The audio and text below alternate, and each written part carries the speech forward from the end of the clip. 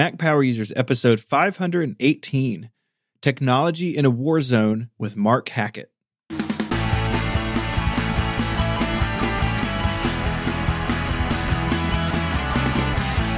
Hello and welcome back to Mac Power Users. It's a new year, but we're still here. I'm Stephen Hackett, and I'm joined as always by my friend and yours, Mr. David Sparks. Hello, Mr. Hackett. How are you today? I am good. I'm not a big believer in things like resolutions, but it's a fresh start. It's a new year. I'm excited. We've been planning a lot of fun stuff for 2020, and we're kicking it off with a pretty cool guest today. Yeah, I used the term Mr. Hackett generically today on the That's show. Right. There's two of us. Yeah, I'm collecting them all. Well, you've reached the end of it. It's just two of us. We're going to marry on at some point. Welcome to the show, Mark Hackett. Hey guys, thanks for having me. I'll start to introduce Mark, although Stephen probably could do a better job than me. Mark is Stephen's brother, but I've been hearing about Mark for years about all the filmmaking he does. He goes over to Africa and he does some really cool stuff. And just in passing, Stephen and I were talking about some of the stuff his brother's up to, and it was my idea. I said, we got to get him on the show. You know, he's a Power Mac user. I want to hear about all his travel, his video work, and some of his other stuff. So I'm so glad that you agreed to come on the show. Welcome to the show, Mark. Yeah, I appreciate being with you guys. So Mark, who would you say was a big influence on you growing up? No, I'm just kidding. We won't. Oh my goodness. We won't do that. It's already starting. It's going to get strange real quickly. But could you, Mark, explain for us, because I did a bad job of it, just the kind of work you do, though, so people understand. Yeah, so I serve as the executive director of a small nonprofit called Operation Broken Silence. And we focus specifically on the crisis in Sudan that's been going on for about 30 years now. A lot of our work is what we call storytelling and movement building. So we do a lot of documentary filmmaking and photography work in Sudan. So the Sudanese people can speak for themselves about not just the very severe challenges that they face, but also what makes them hopeful and why they haven't given up on their country. And then just as importantly, we use those stories to fundraise and get people involved with very specific things on the ground that the Sudanese people are doing. And you've been doing this for years, right? Yeah, I think, oh boy, I first started getting involved with Sudan stuff probably back in 2007 or 2008. And then in 2011, we started the nonprofit and haven't really looked back since then. Yeah, I remember some of my first conversations with Stephen where he was telling me about your travel over there, and you were, collecting video, doing documentary work, and telling stories about what people are going through over there. And it's just really impressive, but it makes you a Mac Power user because, you've got to get all this gear onto airplanes, get over there, and you run largely on Apple-based. I guess in the Hackett family, that's a rule, right? You're not allowed to use anything but Apple. That's right. Yeah, that's definitely true, but for a lot of reasons besides just Steven. So. Yeah. Well, but also it's nice having a former genius like as your brother, so whenever you have any problems, he can probably come over and put it back together for you. Oh, yeah, definitely. I remember when we were in college, I had a MacBook Pro, but Mark, you had a black MacBook, and I was so jealous because it looked so awesome. And even though my machine was, the Pro, I lusted after that black MacBook. So I remember that because that was really my first real laptop, and I forget. I think I literally used it until it died. I had it for a long time. Yeah, that's nice. When you just get an Apple laptop and you run it for its entire lifetime. We had that with a MacBook Air. I think it made it to like 8 years and it just ran out of gas. But single owner all those years. It's kind of nice when you have a computer that runs like that. You don't feel bad when it goes. Yeah. Yeah, and it also had the bonus of being black and super sleek looking. Man, I kind of miss it now. I haven't thought about it in a while. I've got one here. You can come play with it. And the spacebar probably still works. Yeah. Oh, yeah. It probably does. But that machine, eventually, had its time and it left. What type of Apple gear are you using today? Yeah, so my primary, piece of equipment that I'm on most days is a 2015 iMac, wonderful 5K that I very much appreciate every day, especially when we're editing all of our videos and photos. So that's I'd say kind of our big piece of editing gear that we have. Connected to that, we have our mass media storage, which is a Drobo 5D. It runs on Thunderbolt 2. We actually do our editing off the Drobo because it actually runs pretty quick, and it stores up to. We have it set up right now to store up to 20 terabytes of media. We're about halfway full on it now, so we have quite a bit of stuff. Now, on the 2015 iMac, is that a spinning drive or is that an SSD? Because that's during the time you could have got either. Yeah. So it's an SSD, which I don't think I can ever go back to a spinny drive. Yeah. Yeah. Anybody that's listening that's on a spinning drive, you really have a delight in your future. Mm-hmm. At some point when you get yourself to switch to SSD, it's going to be like, it's one of those moments in owning computers. Like we had the same thing when we went from floppies to hard drives. You're in for a treat. I'll just say that. Although there's probably not that many people left running spinning drives at this point. I think they're still out there. I mean, look, you can still buy a low-end iMac from Apple with a spinning drive, sadly. So I think they're still around. Come on, but Apple. But in the notebooks, they've been all SSD for years now. And those, all those Retina, the Retina iMacs, if you spec them up like that 2015 that Mark has, which is actually my old machine several computers ago. You guys, it's so nice. And it does make a big difference when dealing with big files, definitely. So that computer is going on 5 years old, but it's still running fine. Yeah, like I'm on it pretty much every day, and we can put it through some pretty heavy work, especially when we're video editing. And it still runs like it's, at least to me, like it's brand new. Hopefully, it can keep doing that for a while. Yeah, I feel the same way. I have the iMac Pro, which is a slightly later computer, but I think it's 2 years old now, but it has so much headroom in it. This is not one that I intend to like upgrade in 3 years. Like I would like to run this one into the ground because it just feels like I don't need anything better than this for a very long time. Famous last words, David. Yeah, no, I mean it in this case. It was expensive, but and doing video work even on a 5-year-old iMac 5K, you're not having any problems with that. It's keeping up. Yeah, it's keeping up, and we'll probably get into cameras and all that fun stuff later. But most of what we shoot in it is 4K as far as video goes. So sure, the 5K screen just really helps kind of bring everything to life when you're messing around with colors and all the other fun stuff. Now with the Drobo, and you say you're using 10 terabytes of storage, something I always want to talk to video people is like, do you keep all your source video and everything, or do you just, because I know those projects get massive when you start working on them? Yeah, so all of our actual footage and photography from Sudan, we keep everything just because it's once you get that stuff, you're probably not going to be able to get it again. Yeah. We're one of, I think, now just 2 international nonprofits in the world that actually do any sort of video photography work in Sudan.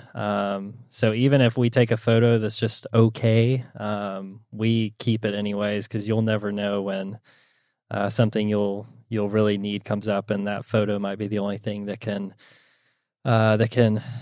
deliver. I know Drobo, by their design, if you run it the way they want you to, it's going to make it's going to have 2 copies of everything on the drive. Is that the way you're running it? Yeah, so we actually have 2 Drobos. We are backup freaks, to say the least.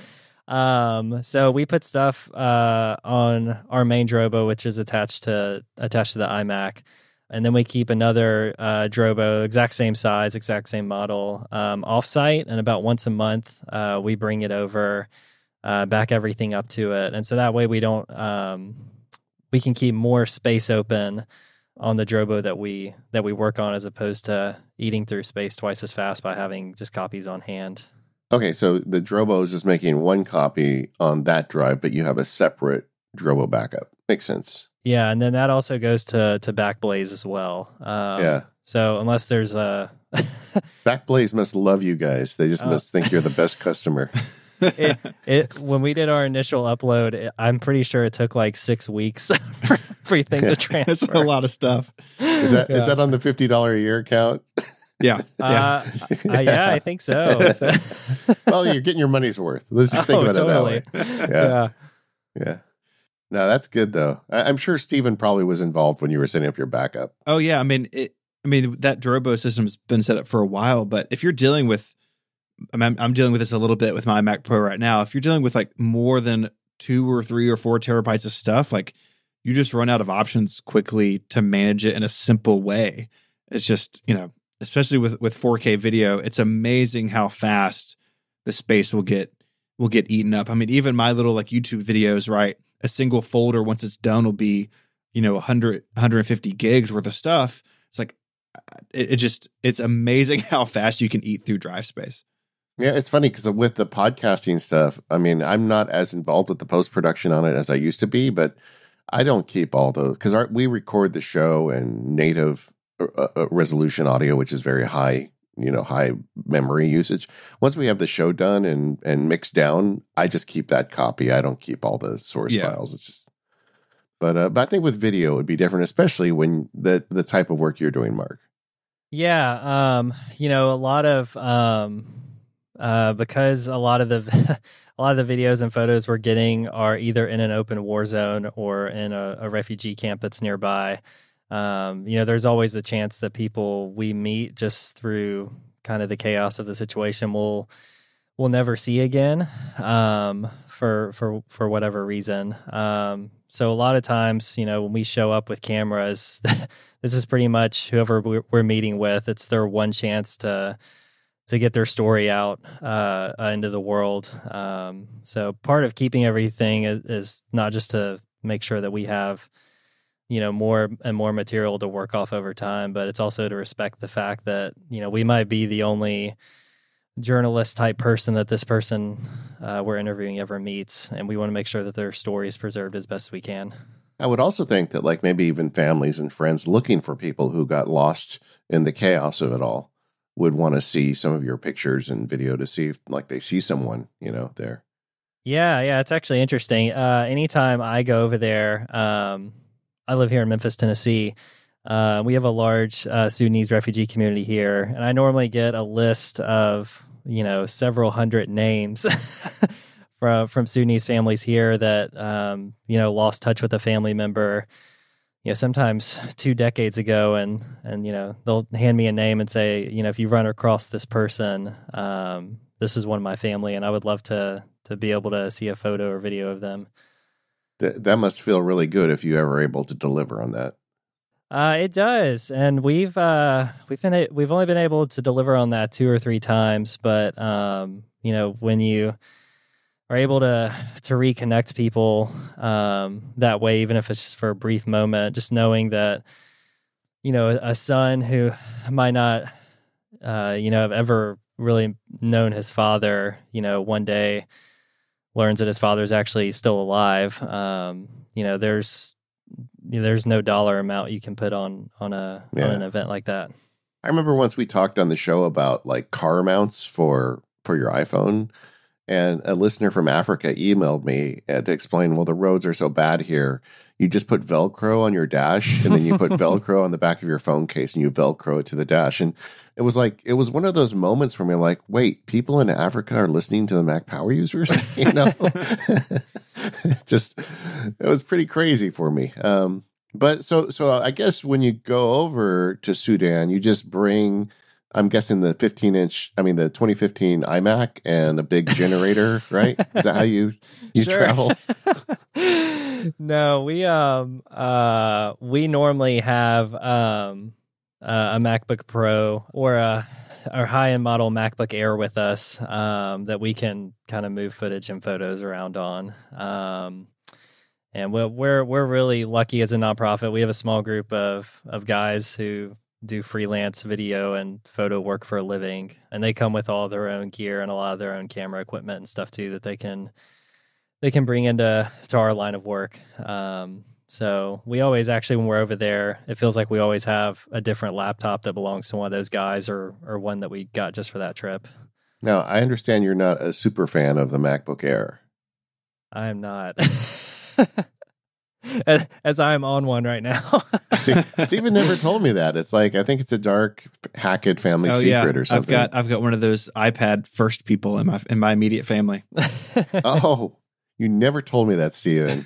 All right. We're going to redo this whole show now. just about the iPad. All right. So what led you from MacBook Air to iPad? And give us the scoop here, Mark. Yeah, so before the 2015 iMac came along, I had Stephen. What was my iMac before that? Was it 2013? Yeah, it was right before the Retina transition, so that's about right. Yeah, and I had a MacBook Air as well. So I wasn't used to Retina or 5K or anything that just looked crazy beautiful and made the work that we do a lot easier. And so when I upgraded to the 2015 iMac, I remember opening my MacBook Air like the same day and just falling out of love with it. Yeah, it ruins you, right? The Retina screens. When they first came out, I'm like, just don't look at it unless you want to buy a new computer. Yeah. And as the iPads have slowly improved over the years, I just kind of realized one day, this MacBook Air, I'm only using it in meetings. Like I can just do everything that I need off the 2015 iMac. I can just do this on an iPad. And so I swapped those out, and I've actually been really happy with it. So just tell me, where were the friction points for you when you made that transition? If there were any. Yeah, I think at first probably the hardest thing. We use Google Drive quite a bit, and I'm not a huge fan of the Apple Google apps.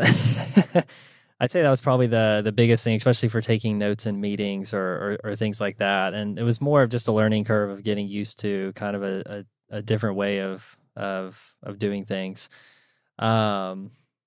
But I did like a lot the email functionality, being able to run some of our social media off the iPad on the go. I just kind of like that it's lighter and I can move around more quickly with it and get to things a little faster than I could on the MacBook Air. I would also assume that the power is probably a good reason too. Yeah. Not having to, maybe forgetting to charge the MacBook Air and showing up at a meeting and, sitting down and realizing, oh, we have to move because I need to charge my MacBook Air. And just the iPad Pro holds power for so long for what I need. That pretty much never happens anymore.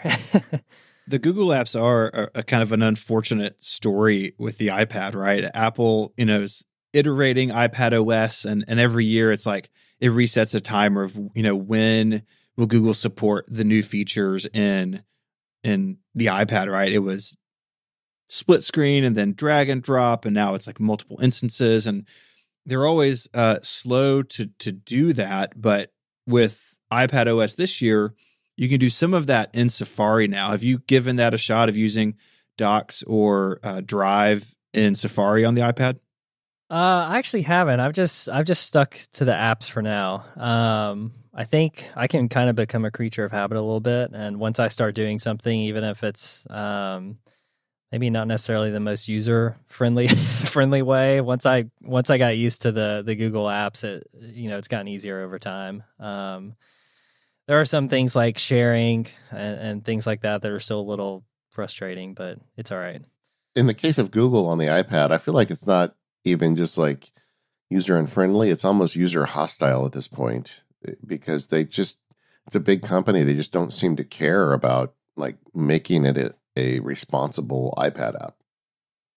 Yeah, and I think I would assume it's this way for any small nonprofit or small business that runs in a lot of stuff in Google Drive. But if you are on a laptop or a desktop, Google Drive is fantastic. But once you move to one of the apps on your phone or on an iPad, it's kind of like, well, this isn't the best thing ever, but I kind of have to live with it right now.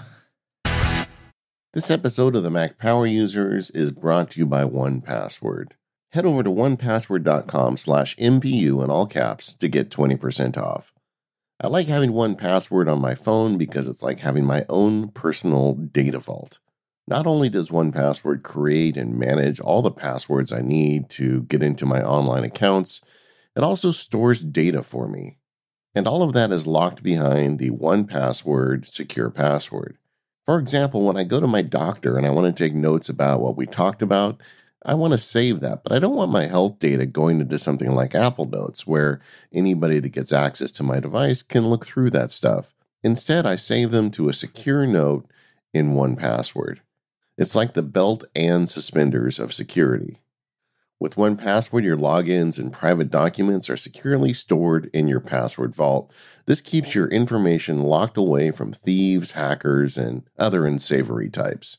But with 1Password, you get the benefit of security plus convenience because they take advantage of all those Apple technologies, making it easy to get into your data. For example, with my iPhone, I just have to look at my phone and it uses Face ID to unlock my 1Password vault for me. 1Password makes your privacy their top priority. They're constantly iterating the product to bring new features to users. And best of all, with 1Password, you've got a company you know you can rely upon to keep your secret data secret. So head over to 1password.com/MPU in all caps to get 20% off and start protecting your data today. When you're on the road, I mean, obviously you're not editing video on your iPad, or maybe you are, I don't know. What type of work do you do when you're over there with your iPad? Yeah, so when I'm actually over there, I am on a laptop. I think one of the issues we run into over in Sudan is there's no internet. There's not a lot of really any infrastructure whatsoever. So all you need a laptop for is to just essentially move footage and photos around and manage that process. But when I'm here stateside, in fundraising meetings, meeting with a grant maker or donors or volunteers, whoever. The iPad's great because I have some of our videos saved on it that I can just pull up really quickly. So even if I'm not attached to internet at the moment, I can show everything on a nice, pretty screen that I can just put in someone's hands, which is a really, really powerful thing to have. I think that's another thing I like about the iPad Pro is it feels a little more personal than the MacBook Air does when you kind of spin it around and hand it to somebody. Yeah, the laptop I always felt like a laptop in a meeting is like a wall between you and the other person. Yeah. And a tablet is not. How'd you decide on the 12.9-inch one? That's the big one. How'd you decide on that one versus the smaller one? Yeah, so I think that was probably a Steven thing. That was when I decided to go to the smaller one. Mark got the 12.9. But I mean, I remember you took a swing at the iPad lifestyle before that. And I think the 12.9 being that big sort of clicked for you, like it does a lot of people, where it is more like a laptop replacement at that bigger size. I remember one of the first iPads we had in our house. I forget the generation, but it was the iPad Mini essentially. And it was like, this just feels like a big phone almost. Yeah. Wasn't a big fan of that one, but I feel like in the Hackett and the Sparks households, it's really nice being there because equipment does drop out the bottom of the system quite frequently. Yeah. Yeah. One thing I want to talk about too, Mark, is your use of iWork, but in particular, your use of Pages and its layout capabilities. Mm-hmm. Yeah, so I think Pages is probably one of the most underutilized programs on the Mac. I think a good example of this is if you look at any of our annual reports, they're actually all designed in Pages because it is just a really powerful program if you know how to use it, especially with how simple and user-friendly it is. But we get normally a few times a year, we actually get emails from other nonprofits asking who put together our annual report because they like the way it looks and they feel like it tells a really good story. And they think they need some sort of heavy software to get it done. And it's like, no, the odds are if you have a Mac, like you can, with a little practice, you can do something like this on your own. And those templates are gorgeous. I mean, Apple has layout and design people put those together. And you're right, they're not used that often, so they do look unique and interesting. Over time, you can essentially build your own templates as well. Just by making a copy of a previous report you've put out about something and tweaking it, and the ability to drop in various shapes and then drop photos directly into those. You can essentially make just about anything you want in Pages and make it look like it wasn't even designed in Pages. Now, do you use Pages on both Mac and iPad, or do you just use it on one platform? I try to do anything design related or photo video editing related on the iMac. In a pinch, I can do something on the iPad. But man, I can maybe only think 1 or 2 times I've had to do that since I've had the iPad. Yeah, they've done much better in the last few years of making those apps compatible with each other. Mm-hmm. I'm working on a fairly complicated Pages document today, or right now, and I've been working on both iPad and Mac, and I haven't lost any fidelity or things like getting dropped along the way. So I feel like Apple's kind of really made. I know they put a lot of effort into making that happen. Yeah, and I know for me, being at a small nonprofit, we only have 2 staff that are based here in the U.S. We can oversee up to 400 volunteers a year, a few thousand donors a year. We're not exactly loaded on free time. So yeah. I really appreciate a program like Pages that is really easy to pick up and just get started in, and that you can move pretty quickly through it and have a wonderful product at the end. Something you said a minute ago I wanted to comment on was that, you do production work on the iMac and the layout work on the iMac. And I'm a big fan of the idea of looking at your computer hardware in context. Mm-hmm. And it sounds like you're doing that. You've got a context, like you do video stuff on the iMac where you maybe do something else on the iPad. I would encourage people that have multiple devices to think about it in that way. And if you get comfortable with that, it really makes it easier when you're making new decisions about if I need to upgrade something or whatever. A good example is I have a friend who's wants to get the new MacBook Pro, and then I was talking to him about what he does on it, and he really doesn't do anything with it that needs a MacBook Pro because he has a big Mac that he does that work on. So just give some thought to context. I think that's very helpful. Now, in terms of video editing, you've mentioned you've got the iMac, you're doing the Drobo. What does your software look like when it comes time to edit a documentary or a promotional video? Yeah, so this is where you always get people that are really excited or frustrated with you. We use Adobe. So we use Premiere for our video editing. Just in my experience, that's the most versatile video editing program that's out there, and it feels like it has been for a while. Also, too, because all the other Adobe programs feed into it, so we can edit our audio and have it drop back right into Premiere, through Audition, or something I've been slowly kind of wading into the weeds on is After Effects, to make some of our titles and other things look a little more pretty.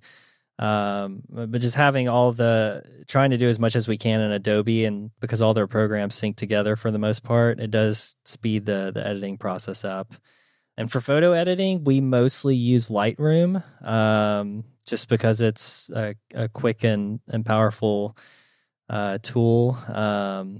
And I at least think it's pretty user-friendly. We'll occasionally drop into Photoshop if we're feeling like we're having a really hard time with something. But those are, I would say, Premiere and Lightroom are the 2 big Adobe apps that we're in the most. Now, did you learn editing originally in Adobe or Final Cut? So I learned originally in Adobe, as we've had video volunteer people flow through our volunteer ranks over the years. Pretty much all of them have worked in Adobe, and I've been able to pick up and learn from them and kind of copy paste some of their techniques over the years. Yeah. I mean, I do think it makes sense for Adobe, especially if you're working with people coming in and out, because it seems like that's the one everybody knows. Yeah. But I also note that, like, often it's the one you learn first is the one you stick with. It's like, why learn another one? Yeah. And I've seen Final Cut before, and I know quite a few people use it, and it's really popular. And if I was starting over, I might be using it today. I'm not sure, but once you've invested time, especially in something like Premiere, because starting out you can make it a pretty user friendly, but once you start getting into really nitty gritty editing, the power that Premiere has, it takes a while to learn how to use all of its functions really well. You also rely, I guess, on the Google Suite in general, right? You said Google Documents and Google File Management and stuff for your file storage, correct? Yeah, the joke around our office is OBS is basically a big Google Drive folder. Yeah, that's not unheard of. Yeah, but it's great for us because whether we're in the office or on the go, we can quickly check in on everything from how some of our fundraising event committees are doing with some of their event planning, all the way down to planning for some of the video trips that we do over in Sudan. Having it all in one place and easy to access for everyone involved. It's been a game changer for us. It's people take that Google Suite and they do so many different crazy things with it. I remember talking once with David Wayne, the Hollywood guy, who they were using it to write scripts in, but they would just use different font colors to indicate different contributors. My kid at one point at school, because they couldn't have chat, but they all had Google Docs open. The classroom, a bunch of kids would have a Google Doc open. And they'd be chatting while the teacher was teaching, which was very bad. But then the part of me was kind of proud of her for figuring that out, Mark, can you talk a little bit about the Google program for nonprofits? I think some people may be interested to hear what Google has to offer if someone out there has their own nonprofit group they're starting. Yeah, so this is Google's done a lot of really helpful things for nonprofits over the years. Arguably, their Google for Nonprofits program is the best thing that they've done. So essentially, if you're a registered nonprofit, it takes a little work and you have to communicate with Google some, but you can get the entire Google Suite, or most of it initially. You get it for free. That includes your own email, Google Docs, Google Spreadsheets, everything in Google Drive. You can extend that into Google Earth if you can make a case for why you need it. And also attached to it, which a lot of nonprofits don't know about this, is Google will actually give your nonprofit up to $120,000 worth of free advertising a year through their AdWords platform. I know for us, as we've kind of steadily grown over the years, we now have donors and fundraisers in 48 U.S. states and 16 countries. And when you reach out to some of those people, they'll tell you, I was trying to learn more about Sudan because I saw something on the news and, I saw an ad for you guys and it took me to your website and that's how I decided to get involved. So it's been a really, we're in Google Drive every day and their ad program has helped bring us new supporters. So yeah, if you work at a nonprofit and you haven't jumped on that, that should probably be a top priority for you pretty quick. So share with us some interesting uses you guys are doing with the various Google Drive and Google online Docs and Sheets. Some of the interesting uses you're using them for in your company. Yeah, I think something we started doing about a year ago that's been really helpful for us is we have 2 annual fundraising events every year here in Memphis, and the past 2 years we've been kind of pulling some of our top volunteers into event committees to help manage those events and hopefully eventually take them over altogether. But all of their meeting notes, ideas, each of those events has their own Google Drive subfolder. And so as they work their way through planning an event, they can jump back to the meeting they had 3 months ago pretty much instantly, and say, hey, we talked about this doing, maybe this fundraising strategy at this event before, but we don't remember everything, they can just jump back really quick and see exactly what they said in the last meeting, or what they wrote down in the last meeting. Nice. So that's been super useful. And then we as staff can also pop into those things whenever we want and kind of see what progress they're making or see if they're struggling with something, so we can assist them. That's probably my favorite thing we've seen, because it has been really useful to bring those volunteers together when they're outside of their monthly meeting. I think the second thing is we're starting to do more surveys that we're sending out to our supporters to get a better sense of not just who they are, but how they came across us, kind of what they would like to know about our work. And Google Forms is a really great, easy, clean way to get information like that. And so that's helped us a lot as we've kind of tweaked our fundraising strategy over the years and the types of stories we're trying to capture in Sudan. It's really helped us kind of narrow down what our supporters are looking for. And so they, not just so they can stay involved, but also so they can get their friends and family involved as well. Yeah, Google's great for that stuff.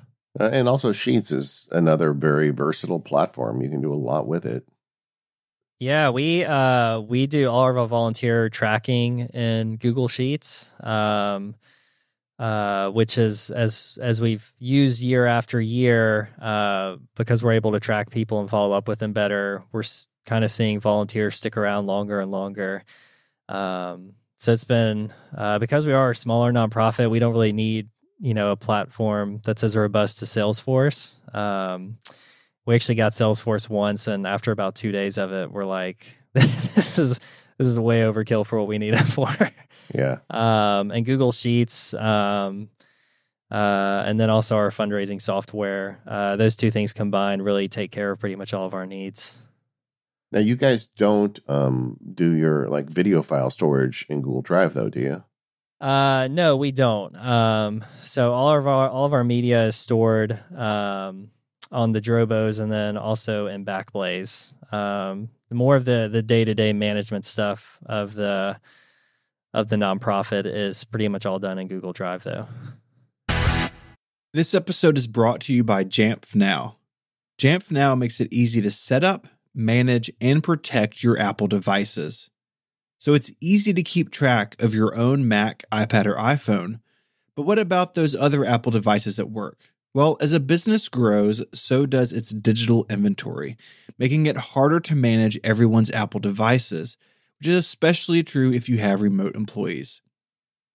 With Jamf Now, you can check your digital inventory, distribute Wi-Fi and email settings, deploy apps, protect company data, and even lock or wipe a device as needed from anywhere. Jamf Now manages devices so you can focus on your business instead, and there's no IT experience required.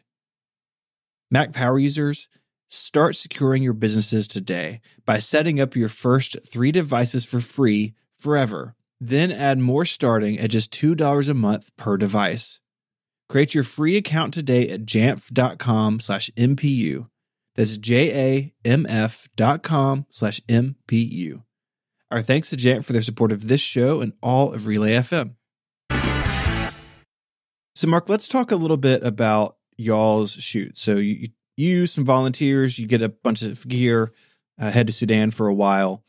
What does that process look like in the planning and the gear that you take? And what are some of the challenges with doing something that, a lot of people maybe do in a studio, but doing it out, in, like you said, in a war zone? Yeah, so I think by the time people see our finished videos and photos, they think it's easier than it actually is to get that done. Anytime we have a team that's going over to Sudan, planning starts anywhere between 6 and 8 months out from the leave date. There's all kinds of basic hoops you have to jump through. You have to get visas and airplane tickets and in-country travel lined up, which, in-country travel can be difficult when pretty much anyone can shoot down a plane or you can run into a variety of armed checkpoints from different actors.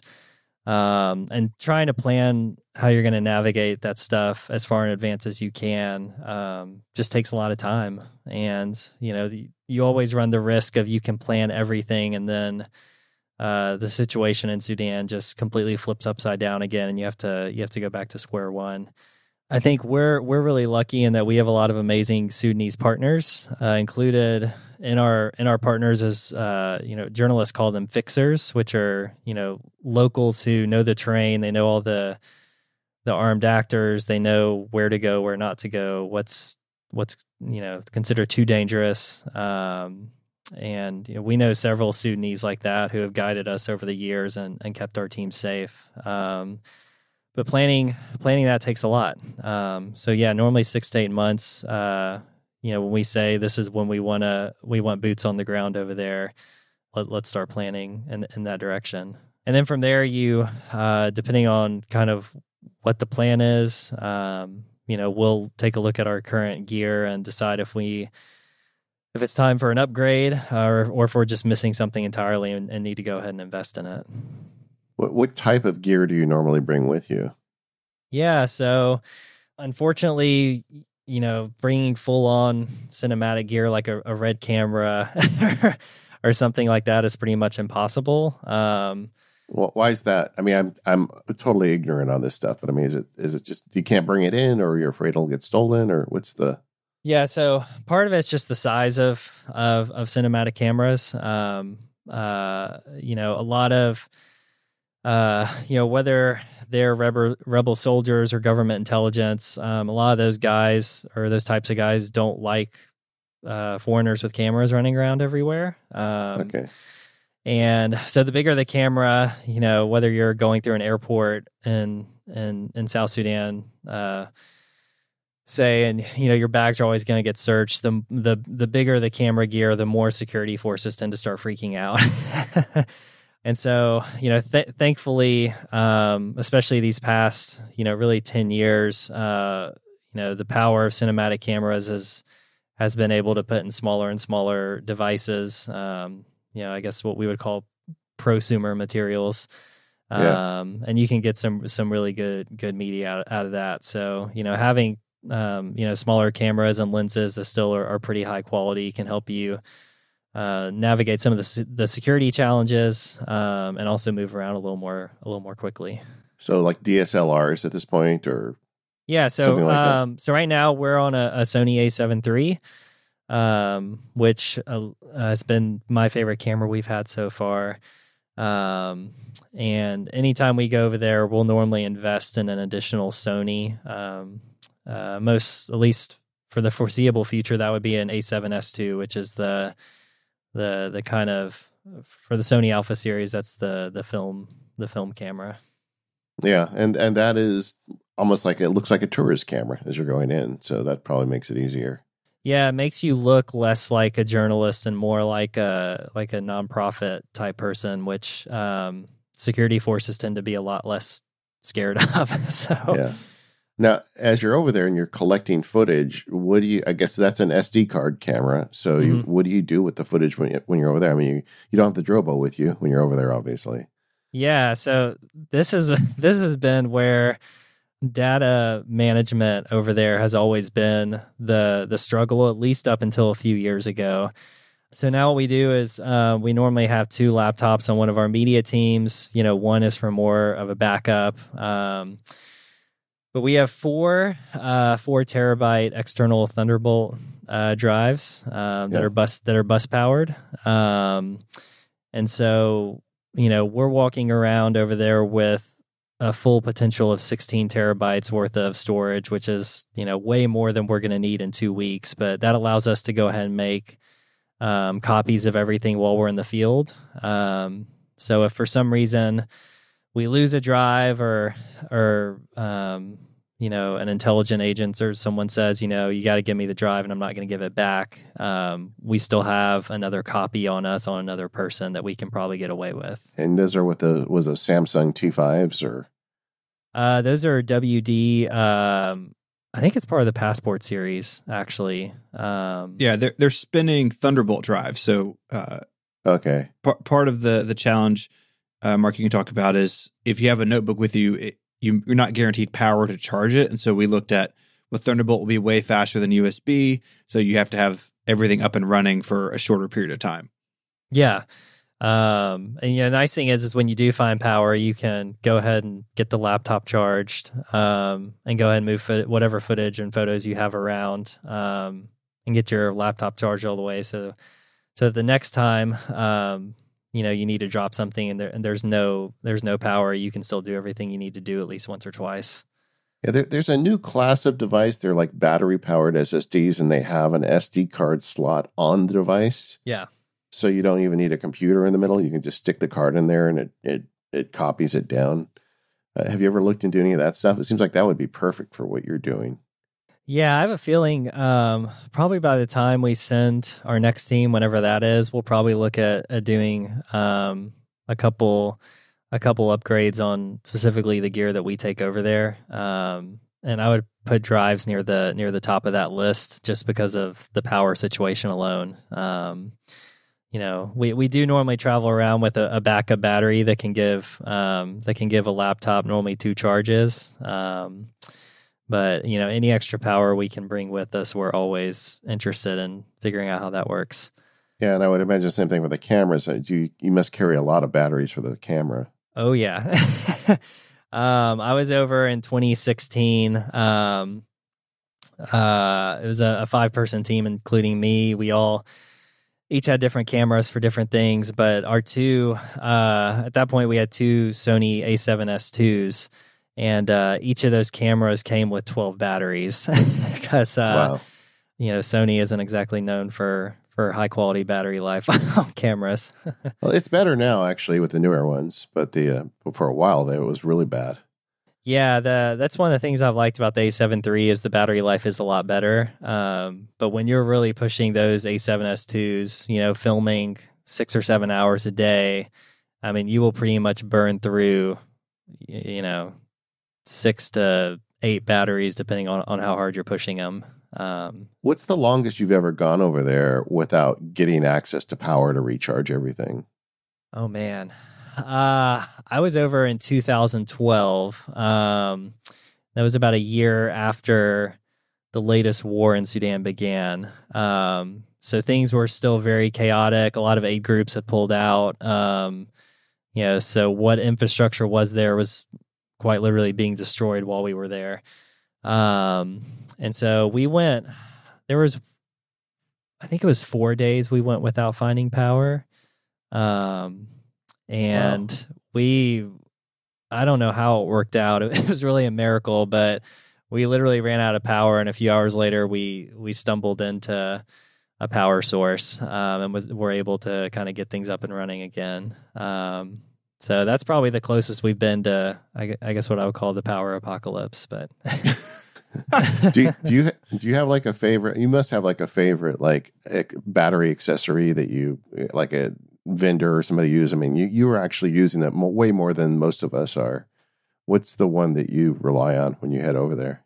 Yeah, so I'm a really big fan of invest in a good system that most things native are going to be good on, and if not, the company behind wherever that system is over time going to deliver that.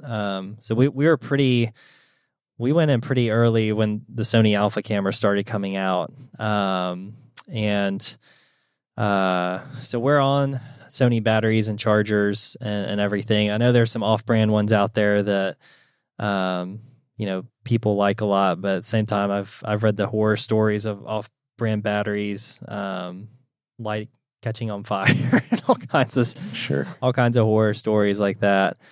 But yeah, we try to stick to pretty much everything Sony as far as camera stuff going, including the batteries.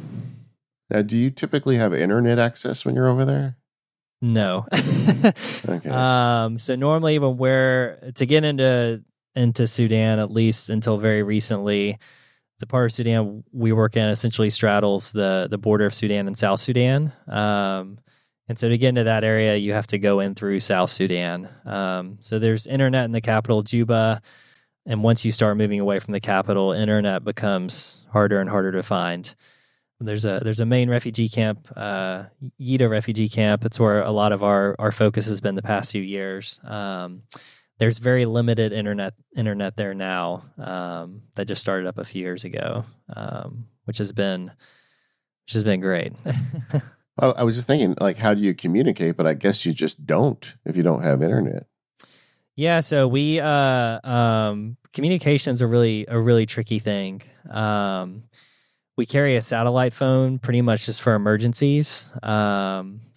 So it's kind of a interesting side note. When you travel with a satellite phone in Sudan, you leave the battery out of it because even if it's turned off, the Sudanese government, which is responsible for a lot of the suffering in Sudan, can still ping most satellite phones, even if you have it turned off. Which there's a satellite phone floating around a war zone, tells the Sudanese government there's an outsider who's there probably doing some sort of media work.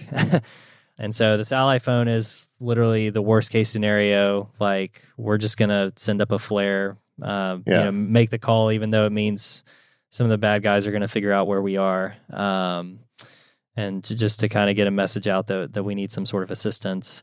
And we do also have a secure GPS pinger that has some emergency features built into it. So normally once a day, we'll ping our location in a very specific way that shows that it's actually us pinging it back to someone here in the U.S. To let them know that we're okay. And if something does go wrong, like we don't check in or anything, there's a whole system of protocols that start kind of unfolding on their own for trying to figure out where our team is and how do we get them out. Man, I'm feeling really bad right now because I went over to London like a year ago and like getting the right plugs. I thought I was like such a martyr to do that. I tell you, when they're on their trips, my phone does not go into do not disturb. Right? It's a little stressful being on the other end of it, but it is sort of an amazing thing to think about. Just thinking about now as y'all were talking about. Like right now, if I'm working on a project with somebody, we're using Dropbox to sync files back and forth, or Google Drive, or what have you. But that's just not an option in so many places in the world where if there is internet, it's very slow and fragile, and you can't upload stuff. So like the only way to get things around is sort of the old-fashioned sneaker net. Yeah, and it's weird how after all these years, like in some parts of the world, the old school satellite phone is still the only way to communicate to the outside world. And then I'm guessing you distribute those drives with all the data on it as the trip progresses to different people. So everybody's got a copy. Yeah, that's exactly what we do. I remember I was over in 2014. We were in another refugee camp in South Sudan. It was for people who'd fled out of the north, though. And just middle of the day, we were filming. This guy in a uniform shows up. He says, "I'm South Sudanese national security. Like, you have to come with us." Which, if you can seriously avoid it, you want to not go with. My blood pressure is going up as you tell me the story. You really want to not go with any intelligence or really anyone who's in the military in this part of the world. But at the same time, when they tell you you got to go, like you kind of don't have a choice. Thankfully they just really wanted to know kind of what we were doing and make sure that we weren't causing any problems for anyone in the area.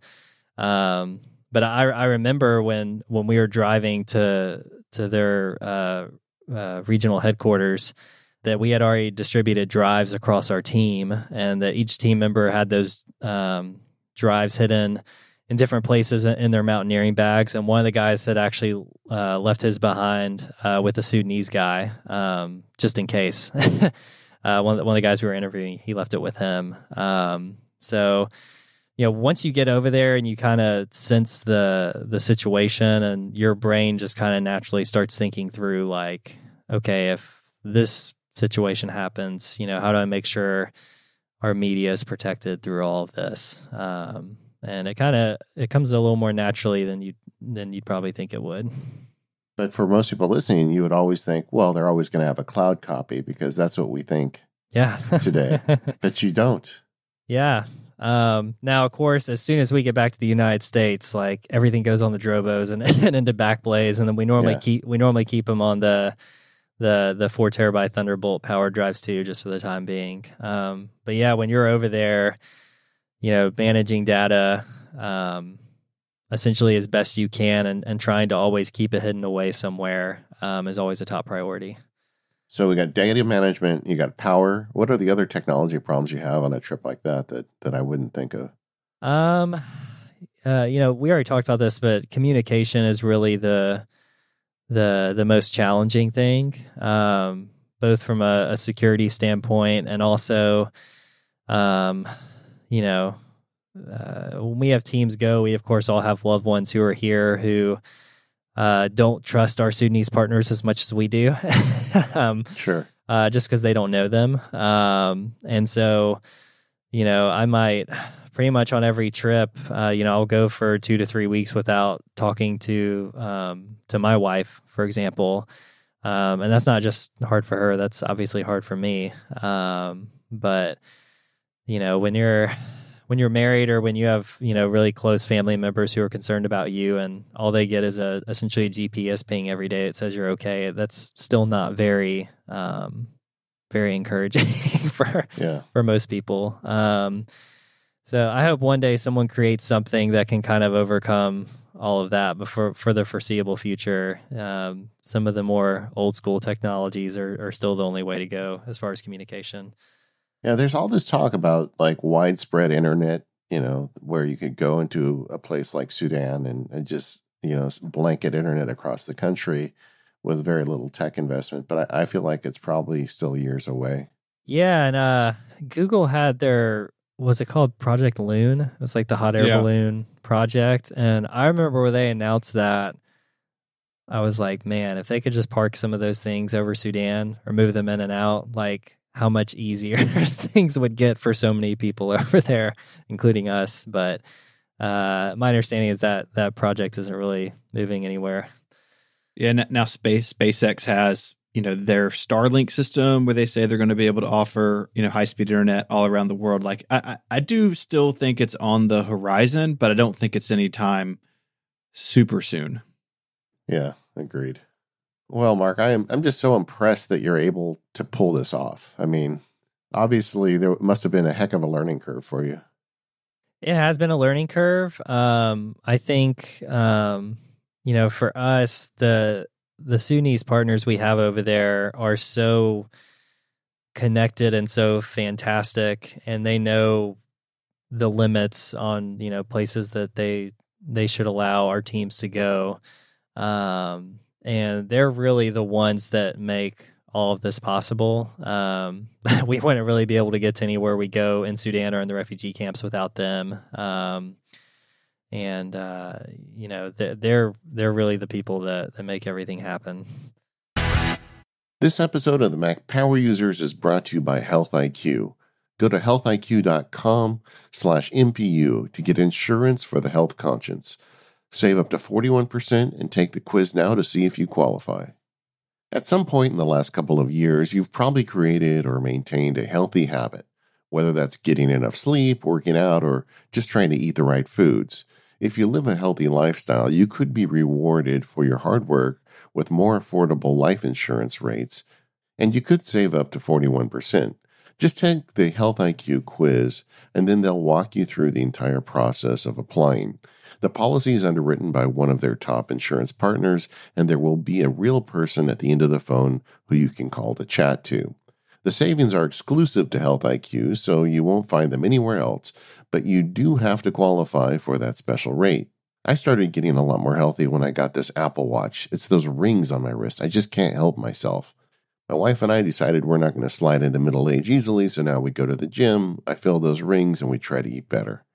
If you go over to healthiq.com/MPU, you can take the quiz, and everyone should do that. It could save you a lot of money.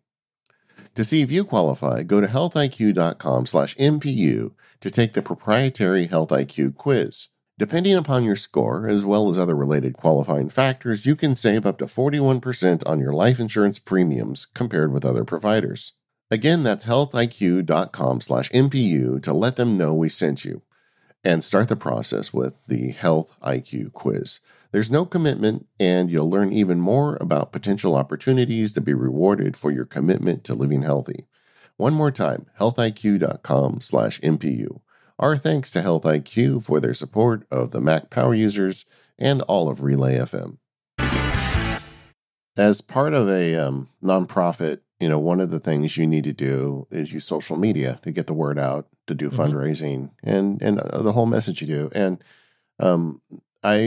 I know that you're a big user of social media. I was wondering if you could talk a little bit about the different platforms and what you do. Yeah, that's a great question. So we're on the big three: Facebook, Twitter, Instagram. Although it feels like Facebook and Instagram are slowly becoming one thing. Yeah. But yeah, what we've discovered over the years is we have different audiences and different supporter types that come to us through those different platforms. Which means each one, at least for us, needs a very tailored approach. So Twitter is really great for sharing just information about Sudan, recent news, program updates from us, things like that. Facebook is, at least for us, has been a really great way to actually get directly engaged with supporters and potential supporters. That's kind of our shotgun platform where we can post news articles and program updates, but also do direct fundraising appeals. We have a Facebook group that's just for donors and volunteers and people that have been around our organization for a little bit longer over time. It's kind of a place that our staff can reach them very quickly if we need to, but also they can meet each other on. But I think Instagram is, at least for the next few years, will probably be our primary platform that we're focused growing our presence on, because we are so media centric and storytelling is at the heart of pretty much everything we do. Just Instagram's really still the simplicity of that app and just highlighting our beautiful images on it. It's a really unique way to not just keep our current supporters engaged, but also as new people stumble into us on the platform, they get to essentially learn about Sudan, often for the first time. But not just that, also meet a nonprofit that's actually doing things on the ground there. So I think that's probably why Instagram's going to be our primary one moving forward. It's also our fastest growing as far as followers and engagement goes. The beginning of 2019, we only had 800 Instagram followers, and we're closing in on, I think, 3,200 now. Just because we've been able to kind of tweak the way we share our stories on there to engage more and more people. Well, I think that, it's smart, whether you're doing a nonprofit or a business or whatever, to think about each platform in terms of what it can and can't do. And they do have different audiences, so you need to tailor for that. I think that's really clever, the way you've set this up. Mark, when you're thinking about a piece of content or a story you want to tell on social media, are there some things that you think about, taking that one piece of content and adapting it to those three different platforms? How do you go about that sort of thing? Yeah, that's a really good question, because we've started to try to do that more and more, especially last year. I think looking at normally about once every 2 months, we'll do a pretty extended blog post that really dives into the nuts and bolts of a specific issue in Sudan. And those are often longer reads. Sometimes they can run up to 15 or 16-minute reads. That's really when we try to provide a lot of detailed information for whatever reason. Sharing that to social media can be a challenge where everything is shorter and faster, and people are just kind of looking for the highlights of pretty much everything. But I really think that's why it's important to know what your audience is on each platform. Because on Facebook, we can take just excerpts out of whatever it is we wrote with a link to essentially read more and share it. And we'll normally get, quite a few click-throughs and shares, and people sending us direct messages asking questions, things like that. Twitter, just because of the way Twitter works, we'll take an article like that and share it with normally just one short excerpt, or more frequently what we've started doing is sharing kind of the main point that we're trying to make just on that, and let people kind of find the way to their blog from there to get more. But Instagram has been the really tricky one around that because it is so media centric. And so, this is one that we talked earlier about saving every photo we take, every video clip we have, just in case. And so if we bring up a specific issue in Sudan, whether it was a security incident or a programming challenge or whatever it is, I can go back years and find a photo that really speaks to whatever the issue is, and share it on Instagram with either a caption from the blog post with all the extended information, or just some basic information about the issue, and that people can head on over to the link in our bio to learn more. But yeah, all those things are always a moving target because algorithms change. The way we even communicate changes over time. And so trying to line all those things up means, oftentimes you do have a lot of good hits, and other times you just kind of miss the ball entirely. When do you sleep, Mark?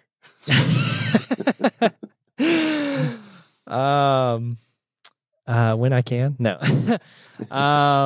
No, I over the years as we've grown, my job has, slowly transitioned from a 24/7 thing to more of a traditional 9 to 5 with some pretty extended check-ins, on weekend days or days that I'm off.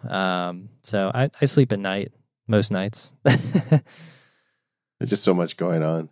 What's the most rewarding thing about running a nonprofit? I mean, you've been in the weeds now for a long time. Yeah, I would say there two things for me. One, this is my favorite, is seeing our programs in Sudan actually working.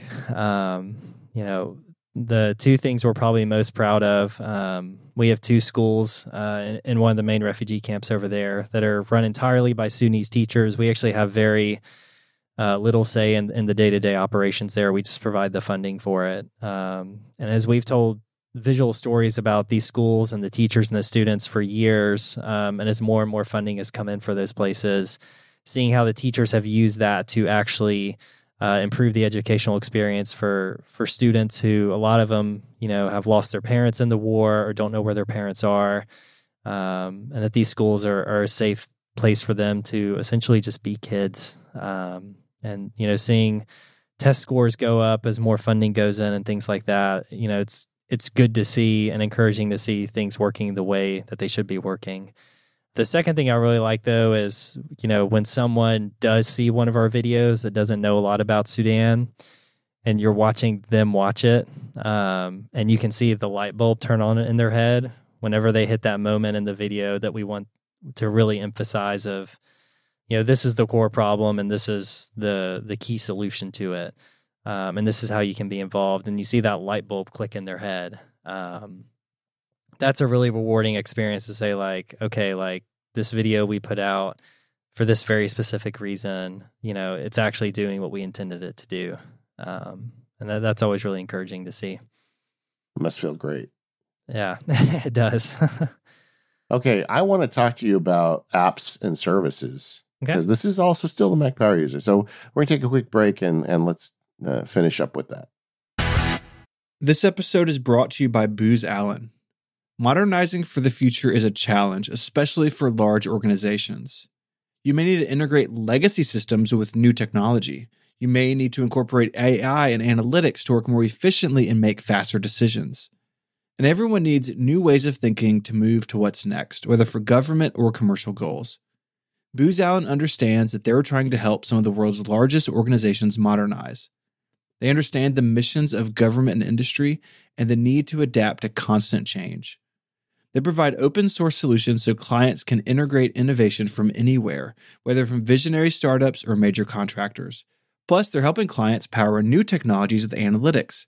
And because security is everyone's priority, they integrate their capabilities with intelligence-grade cybersecurity. With Booz Allen, integration means putting you in control of innovation. Integrate, innovate, get it done with Booz Allen. Learn more at boozallen.com/relay. That's boozallen.com/relay. I'd like to thank Booz Allen for their support of the show. So between all of your travel, running a nonprofit, and the fact that you're fully invested in the Apple ecosystem, share with us some of your favorite apps. Yeah, so one of them's an app a lot of people haven't heard of. It's called Classy. It's fundraising software, but we pretty much run all of our fundraising campaigns and donation pages on Classy. There's really two main things that I love about it.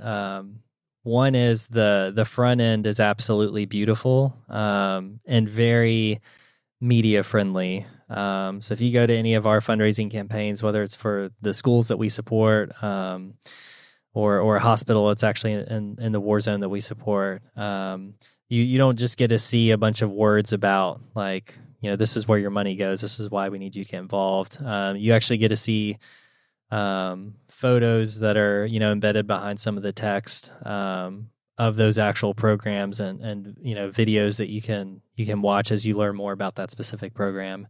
And that's a web service, right? It is a web service. Yeah. Roughly, on any given year, 90 to 95% of all of our donations actually come in through Classy, through one of our campaigns or donation pages on there. And I credit a lot of that to being just the way the front end of it is because it is so media friendly. You can actually show people what's happening in Sudan and immediately give them a way to get involved all in one place. Is a really powerful thing. The second reason I like it is on the back end. It's basically a very simple, straightforward CRM. So, I mentioned earlier that Salesforce was just way overkill for our needs. And Classy is essentially, you can set up your Classy account to feed into Salesforce if you're a really, big nonprofit that's been around for a long time. But if you're like us, Classy's taken really the best parts of Salesforce that are most user friendly and put them into their own platform or a similar version of it. So we of course license the software to use it every year. But it also comes with a CRM essentially built into it, which is really nice. That's definitely my favorite app. We would not be able to, essentially connect Sudan to the outside world without Classy. Now, has that been with you the whole time, or how did you land on Classy? Yeah, so it's pretty much been with us the whole time. We started investing in Classy shortly after we became a nonprofit in 2011. I actually just stumbled into it online. I think I saw another nonprofit. It was shortly after Classy even started. Another nonprofit I think I saw was experimenting with it. And I'd never seen a donation page or an online campaign like it before. And I started digging into it and looking around. And at least at that time, there really wasn't a lot of good online fundraising platforms for nonprofits to tap into. And after I talked to one of Classy's team members and learned that they were really going to push the next few years to make all these tools that nonprofits really desperately needed to come into the digital era. That they were gonna help make that possible. I was like, okay, we need to get in on the ground floor as they start to grow, which has been really great for us. We don't talk about it enough on the show, but it is interesting how no matter what industry you're in or product you're making, quite often there is a very mature web service out there that solves the problem for you. Mm-hmm. I mean, a lot of time folks have a business and they're like someone could have come into Mark's position and say, okay, we need to hire a web developer and come up with a solution. And, you're just buying a lot of problems with that. You've got to have a full-time developer to keep it running. And as the internet changes, you've got to keep modifying it. This is definitely something you can subcontract out, and seems like Classy's the one for nonprofit, but no matter what business you're in, you should take a look around before you start building your own widget. Yeah, and I would always encourage people too, because what really sold me on Classy was I talked to one of their staff and hearing not just everything their platform could already do, but just how excited the staffer was to be working there and to be a part of building that fundraising software. That's what really sold me. I was like, man, like this person I'm talking to who works here is all in on this. And, knowing that they're doing this because a lot of them are former nonprofit professionals themselves. They get how hard it can be for groups like us, and they want to help make life a little easier. Like that for me was the big thing. So I would encourage anyone, if you're looking, whether you're a nonprofit looking for fundraising software or a small business needing something else, like just if you find something you think would work, to actually talk to someone who's a part of it, and you can normally get a really good sense of if it's right for you or not. What other services do you guys rely on? Yeah, I'd say Slack is probably our next biggest one, which seems to be everyone's biggest one. It powers everything anybody does. Yeah. Because we are a small nonprofit that does, that pretty much punches above our weight quite a bit, we have to move very quickly on a lot of different things. And so having something to not just replace email, but that we can very seamlessly and easily bring in additional people as needed into a single place to communicate on the go has been really helpful for us. So our staff communicates on Slack pretty much every day. Our board of directors has their own group on there as well. And last year we started actually bringing some of our top volunteers who do very specific things into different Slack channels as well, so they can kind of communicate with each other on planning events and all kinds of stuff like that. So for us, it's kind of like and really for a lot of people, it's just an internal communication hub that our staff can not just monitor everything on, but it kind of brings our supporters a little closer together in a little more private way than, say, like our Facebook group can. Yeah, it is amazing how many businesses run on Slack. Yeah. I mean, if you can use it as an email replacement, it's really amazing. If you use it just as like another place to just keep handing out obligations, I think it becomes a burden. I think the trick is in the execution, but yeah. I mean, I know for Relay at least, it has totally replaced internal email. Like there's no internal email at Relay hardly at all. It all happens in Slack, and I think the same is true for Operation Broken Silence. Yeah, it is. Now that we're thinking about it, our other staffer, Audrey, I can't remember the last time I actually emailed her anything because we just talk to each other on Slack. So, and you put a note in here, Google Drive, and then in parentheses, RIP Dropbox. Yes. What have you done? I have ended our nonprofit's Dropbox subscription. So, one of the things as last year was closing down, I was just kind of a little fun end of year exercise I do is kind of looking back on the year and thinking, really broad strokes, but like what worked well, what didn't, what programs or systems do we have that work well, or maybe we need to look at changing or just don't work at all for us anymore. And Dropbox just kept coming up as one thing that just like, we can file share on Slack. We can put stuff in Google Drive. Like, I don't know why we're paying for this Dropbox subscription. I haven't put anything there in months.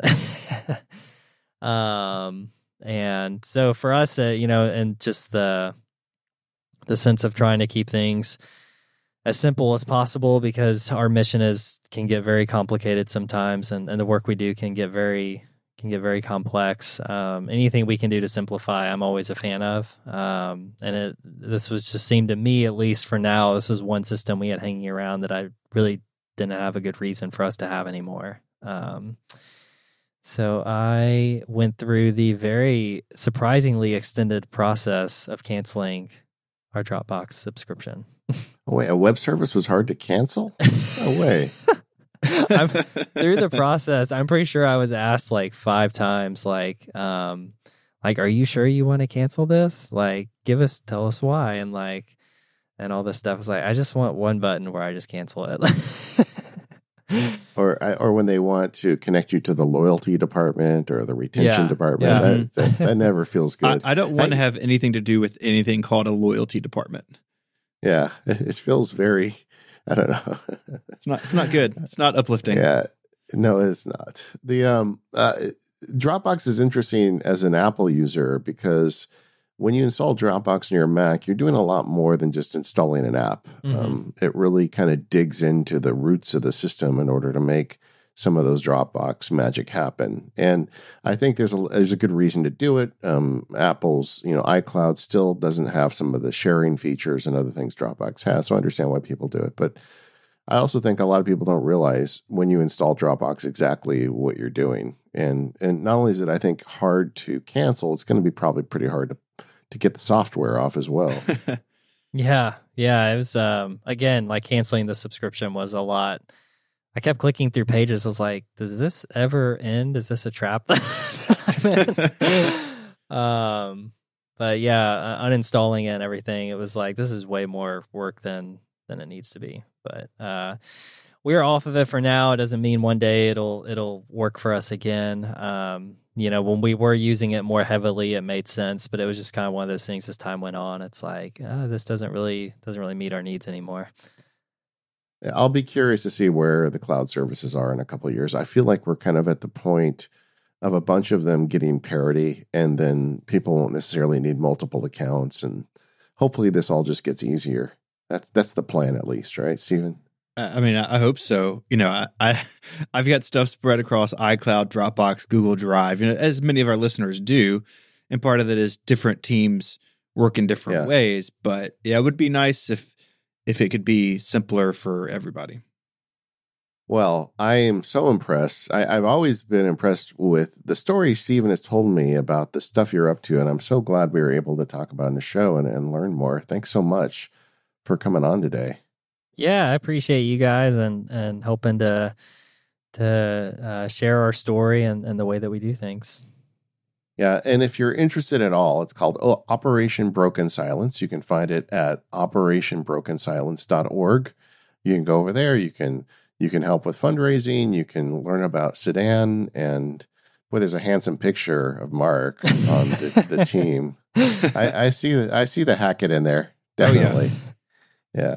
But between you, Mark, and Stephen, and all the great work you're doing at St. Jude, I feel like those Hackett brothers, they're doing good for the world. Well, I hope so. Yeah, hopefully history looks back kindly on us. We'll see. So, is there any other links we should share other than what is your Instagram and Twitter accounts? We should at least put that out there as well. Yeah, so on Twitter and Instagram, we're at OB Silence. So shortened Operation Broken Silence, just OB Silence. And on Facebook, you can just search us as Operation Broken Silence, and we'll be the first thing that comes up on there. But yeah, we'd love for anyone to follow us online and join our story as we move ahead. And gang, I know the MacPow users audience size. If you're at all interested, just go sign up for his Instagram. I would love for our show to double their Instagram count. Wouldn't that be awesome? That would be awesome. You can learn something about Sudan in a way. It doesn't cost you anything. Go sign up for it. But either way, Mark, thanks so much. Please keep us posted on everything you're doing. And I love hearing those stories about 4 days without power, man. That's pretty impressive. I don't think I'd last. Yeah, it's one of those things where when you're in it, it's like, well, this is just the way it is, and just gotta muddle along until I see a wall socket again. I'm in earthquake country, so we do have water, and so we've kind of taken some steps, and I feel like I'm okay, but I just feel like if I had a 4-day test, I'd probably fail miserably. So there you go. We are the Mac Power Users. Thank you to our sponsors today, 1Password, Jamp, Health IQ, and Booz Allen. You can find us over on relay.fm/MPU. Make sure to sign up for the newsletter. The subscriber count keeps going up. It's a great way to get all the links and everything when the show publishes right in your mailbox. And we will see you next week.